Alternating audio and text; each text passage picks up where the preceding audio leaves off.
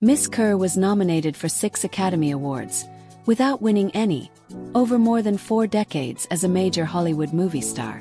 She finally received an honorary Oscar for her lifetime of work in 1994. Mostly in retirement since the mid-1980s, she lived for many years in Switzerland, with her husband Peter Viertel, the novelist and screenwriter.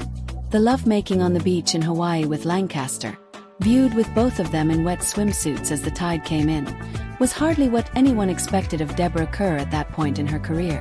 Along with Greer Garson and Jean Simmons, she was one of 3 leading ladies Americans thought of as typically British, and decidedly refined and upper class. More than once she was referred to by directors, producers and newspapers as the British Virgin.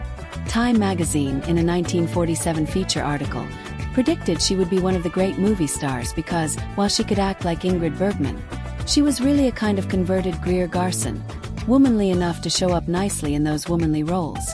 Throughout her career, Miss Kerr worked at being unpredictable.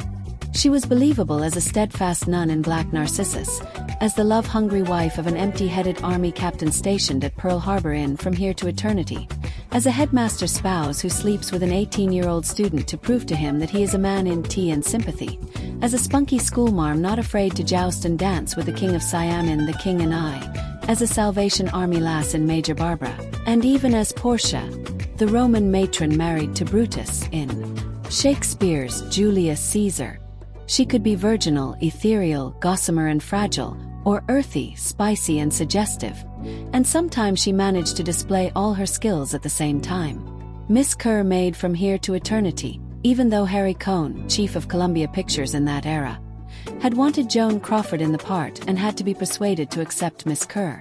She regarded the role as the high point in her climb to stardom in the United States, and it yielded her 2nd Academy Award nomination. Another high point came in 1956, when she was given the film role that Gertrude Lawrence had played on the stage in the Rodgers and Hammerstein musical, The King and I. She played opposite Yul Brynner, who recreated his stage performance as the strutting king in the film. Bosley Crowther, reviewing the movie version for the New York Times, praised her beauty, her spirit and her English style.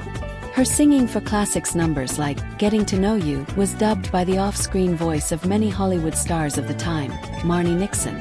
But her acting needed no assistance. She was nominated for another Academy Award.